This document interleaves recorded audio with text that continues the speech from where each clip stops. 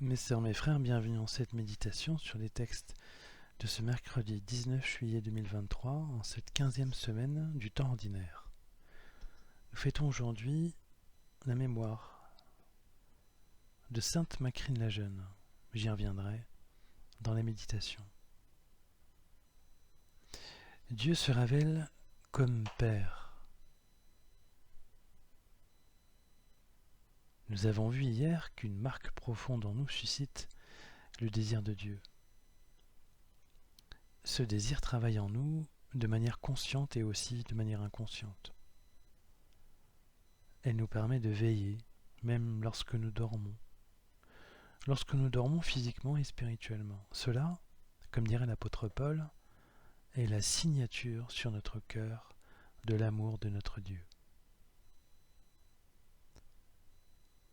Un des bienfaits principaux que ressentent d'ailleurs les gens dont la conscience s'éveille à Dieu et qui laissent là l'état inconscient de cette signature céleste en eux, c'est la compréhension intime que Dieu est leur Père.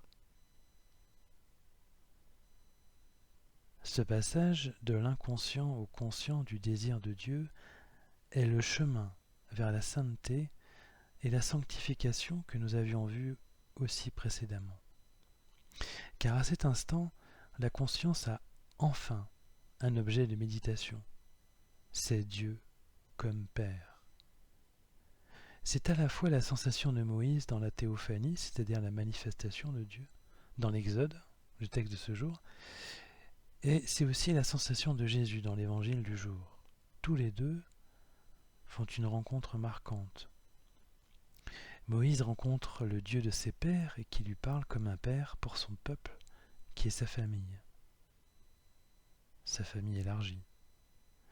Jésus, lui, en tressaillant de joie, reconnaît bien là son Père par sa façon de se révéler à ceux qui le cherchent et qui expriment leur désir de lui. Lorsqu'il dit « Je proclame ta louange, ce que tu as caché aux sages et aux savants, tu l'as révélé aux tout-petits. »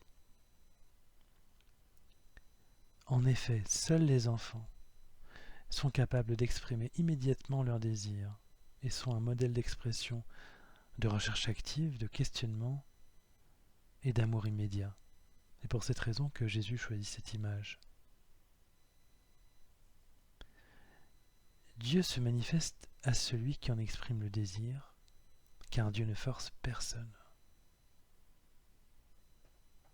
C'est ce que veut dire l'Évangile, c'est ce que veut dire Jésus. Dieu est amour.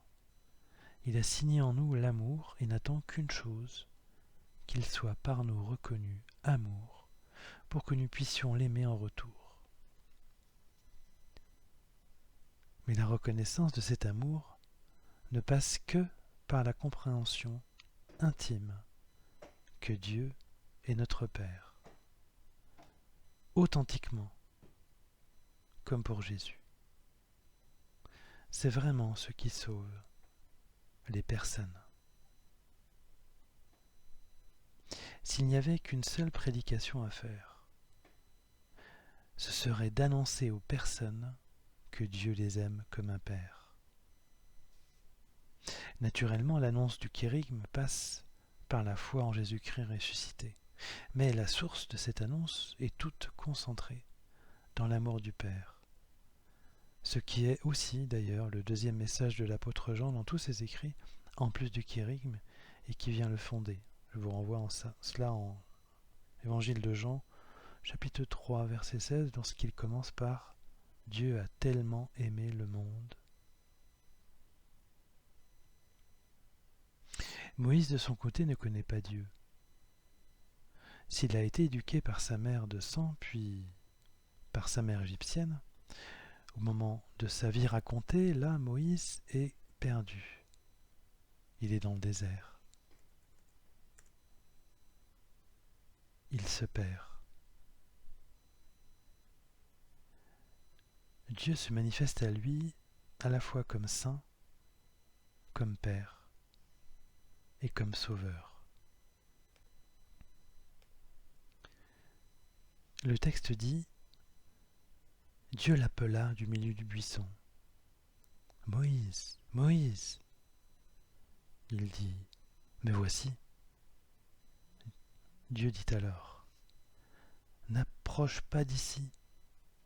Retire les sandales de tes pieds, car le lieu où tu te tiens est une terre sainte. Et il déclara, je suis le Dieu de ton père, le Dieu d'Abraham, le Dieu d'Isaac, le Dieu de Jacob. Le Seigneur dit, maintenant, le cri des fils d'Israël est parvenu jusqu'à moi, et j'ai vu l'oppression que leur font subir les Égyptiens. Maintenant donc va, je t'envoie chez Pharaon, tu feras sortir d'Égypte mon peuple, les fils d'Israël.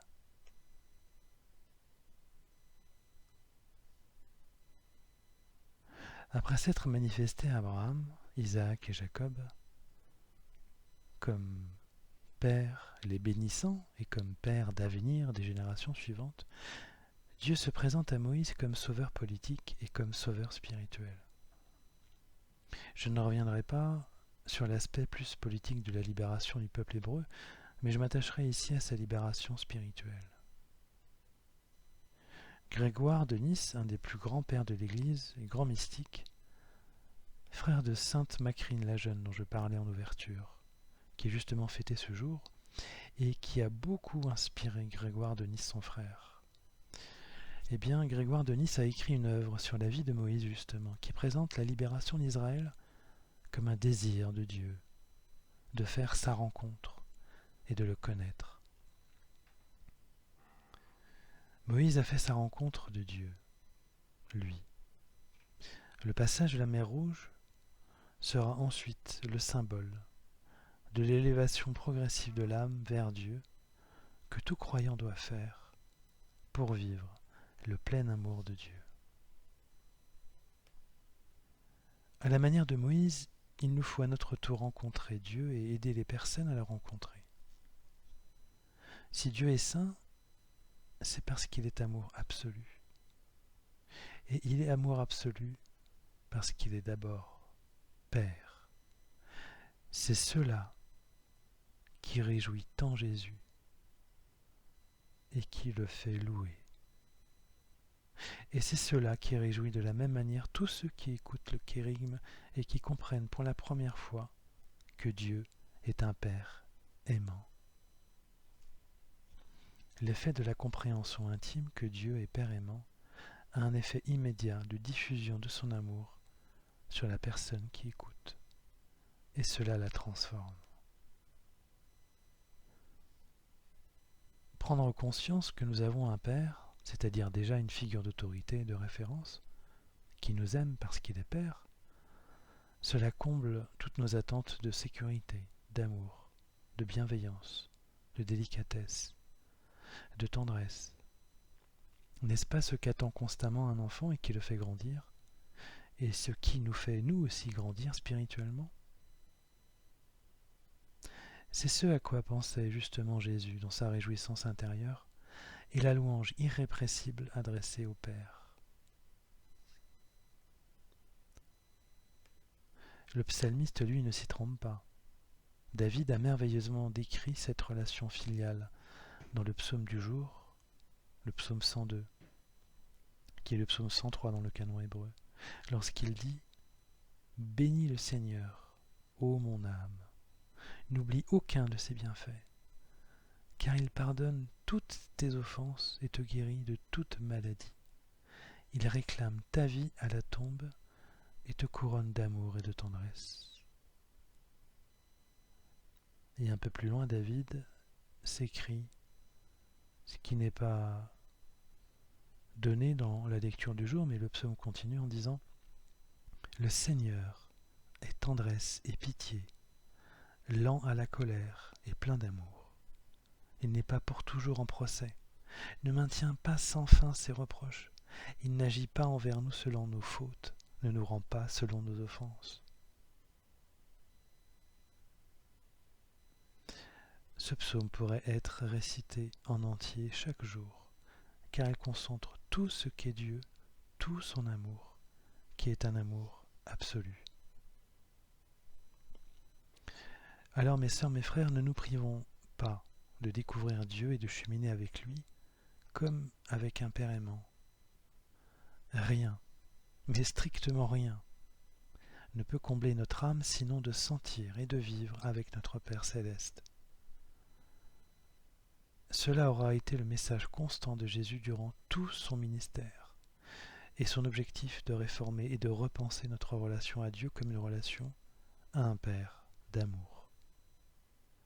Ne nous privons pas non plus d'annoncer la bonne nouvelle d'un Dieu d'amour qui nous a touchés comme un père peut toucher son enfant, car la moisson est importante d'âmes malades de haine.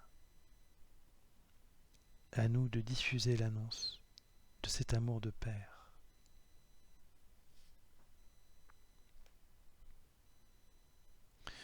Mes sœurs, mes frères, après cet instant de méditation sur les textes du jour et sur la compréhension que Dieu se révèle comme Père, je nous invite à la prière.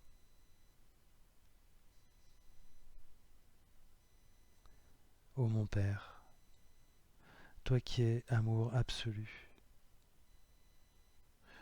toi qui es saint, toi qui es Père, fasse que notre désir de toi te reconnaisse comme Père, comme Jésus-Christ l'a fait. Ton Fils bien-aimé nous montre la voie vers toi. Il est le centre de notre vie, comme tu es le centre de notre amour.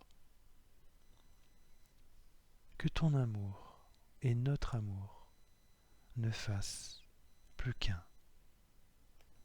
Amen.